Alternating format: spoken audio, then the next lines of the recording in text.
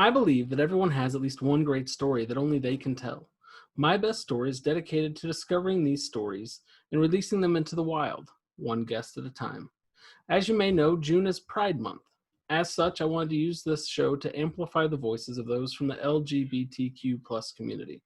Every day this week, we will be dropping a brand new episode featuring a new story from someone in that community. I hope you'll join us for the entire event. I'm Travis Tidmore. Join me as I discover Alyson McManus's best story.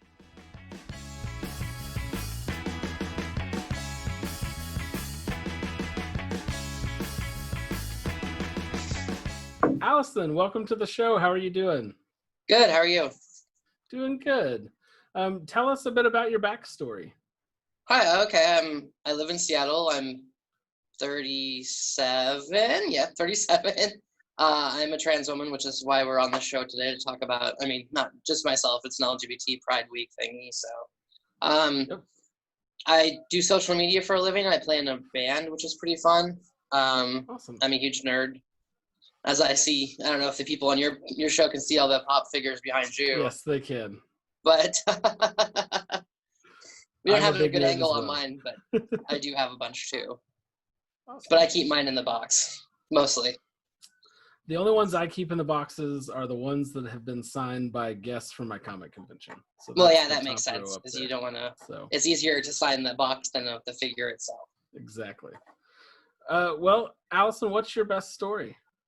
Okay, so I kind of want to talk a little bit about my transition story, because you hear a lot about trans people, and like there's certain ways that people frame trans issues, I think, especially, and transition stories. It's always like point A to point B, when really everyone's story is meandering and different, and some people do have a point A and a point B, but most of us, I mean, in life in general, I think that's what you can take from it too, especially, is that everyone's life is not just A to B, it's A to B to C to D, back to B, back to A, maybe back to E. Exactly. So I originally came out as trans when I was in high school to a few friends. So that was back in 2000 and 2001. So basically before we really had current discourse about what transgender or trans even meant. I mean, back then, you know, transsexual was still a lot of the words that people threw around, and transgender was just finally becoming speak in everyday lexicon. And even then, I mean, I grew up in Montana, so it wasn't even like, for me, it was like all the shows on like TLC when they were still showing before their current crop of reality shows, back when they were showing people stories that were different. And like obviously daytime talk shows where it was sensationalized, like Jerry Springer, which is why I always felt like weird about knowing I had the gender incongruence in my life, but like watching these people on, you know, these sensationalized talk shows, I'm like, well, that's not quite what's going on with me. So then I didn't really do much with that other than come out to a few friends. I went to a Catholic college, Gonzaga University in Spokane, and I met a little bit more LGBT people there, which really helped me come into my own. And some of them were some of the first real people to support me in my transition goals and who I was, and use the correct name and pronouns, which I do use she, her pronouns. Not everyone does. Obviously, everyone has pronouns, even though people try to be like, no, you know, cisgender people, which, you know, if you don't know what that means, it means people whose gender identity aligns with what they were assigned at birth. You know, try to claim that pronouns are a weird thing. I'm like, no, everyone has he, him, or she, her, or they, them. It's just what it is. So I came out in college to a few of my friends, and like I said, they were some of the first supportive people of me. And I really tried to transition then, but I actually had a huge mental breakdown, which was my first real big dealing with my mental health in my life, where it's like, oh, what am I going to do with my life? Like, is this who I really am? Is this just all because of past trauma? Like, I still was trying to figure out my gender stuff. And then come around 2005, so I moved back home. So I don't finish college at Gonzaga. I actually finished college in my hometown, which was weird because I was living with my parents at 24. I come out to them. They're unfortunately conservative. They're not super evangelical Christians. I was raised mainline Christian Methodist, so it wasn't too.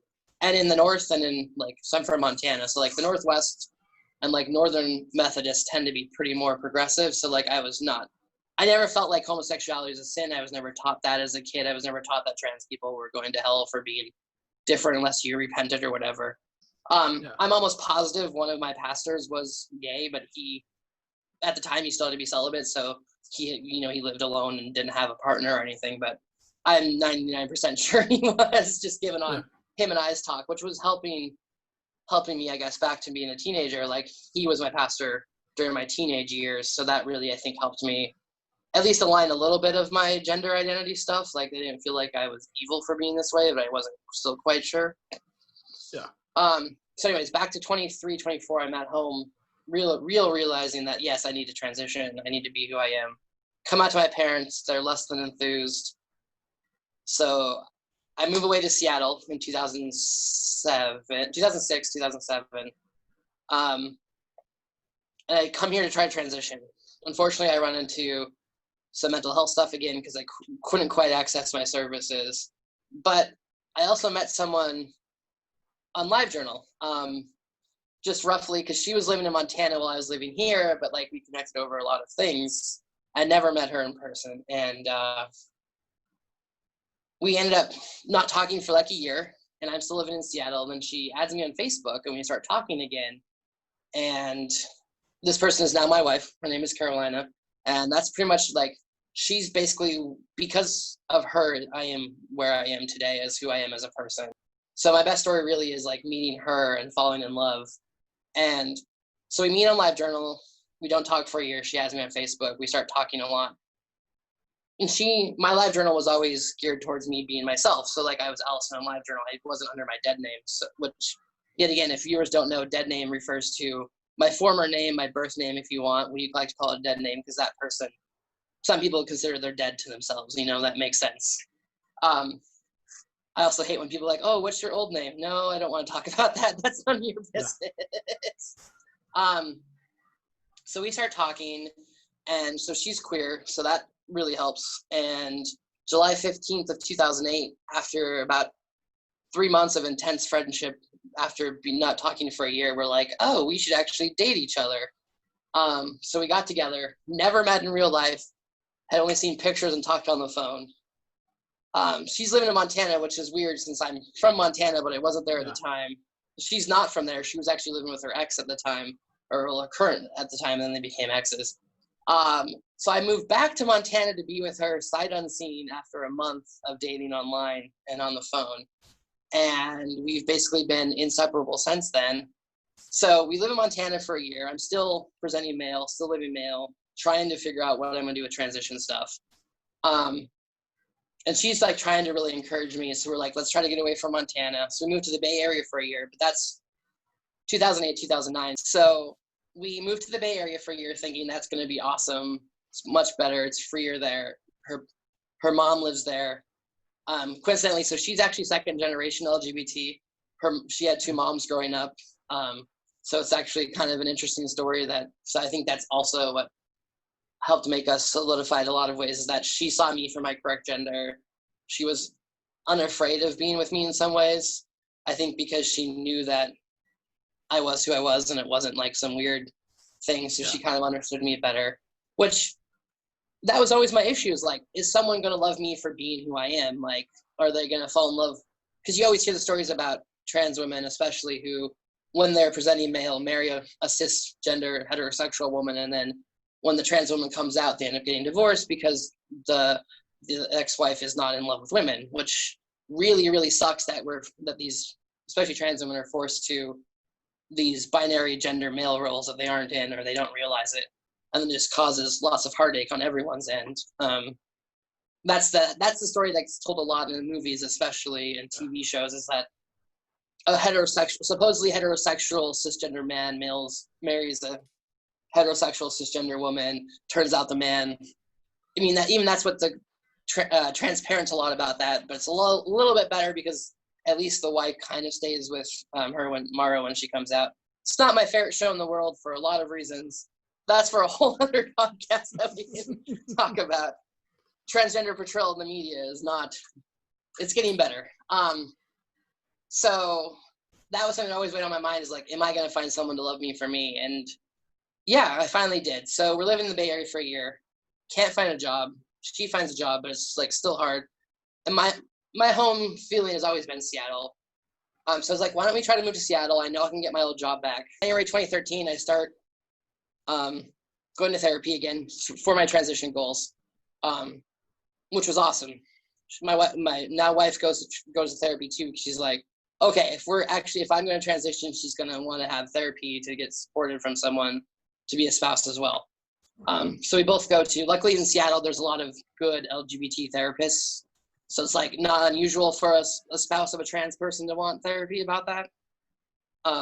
Or not as unusual as it is in other places, obviously.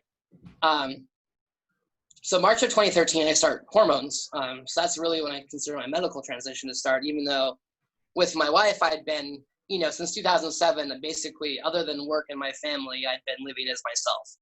So you talk about, a lot of people talk about transition in a lot of ways. Like socially transitioned with my friends originally in college. So back to 2002, socially transitioned with my wife, 2007. And then hormonally medical transition, really started to live in my life, was March of 2013. So we're coming up, I started taking hormones. I don't tell my boss at work at the time. I tell him in, I believe, June of 2013, because it's Pride Month and I'm realizing that hormones are only going to last, like being able to keep myself without, showing visible signs of stuff that hormones do, breast growth and etc. And then, so 2012 was the year that gay marriage was legalized in Washington. Part of the reason we hadn't gotten married is that we were waiting for me to get to transition, and also for marriage equality to be legal, even though it wouldn't, because of how birth certificates, because stupid laws around trans people, birth certificates don't matter. I mean, now it's changed for the better too, but this is 2012, 2013. So Pride rolls around the end of the month of June, and we're like, well, our 5-year anniversary of dating is coming up in July. Why don't we get married on our 5-year anniversary of dating? So we plan a wedding in 2 weeks, get married in our backyard in July 15th of 2013, with 8 people there. Coincidentally, one of her moms and her mom's partner came. We're just visiting, so they were there, and then some of our friends. And my friend went online and got ordained. And that's really what I view as like the birth of Alyson. And like really since 2013, especially July 2013, we've just spent every waking minute together that we can. And we're totally in love. We're actually in a book about marriage, like gay marriage at the time, because yet again, it was still radical in 2013. Supreme Court changes that.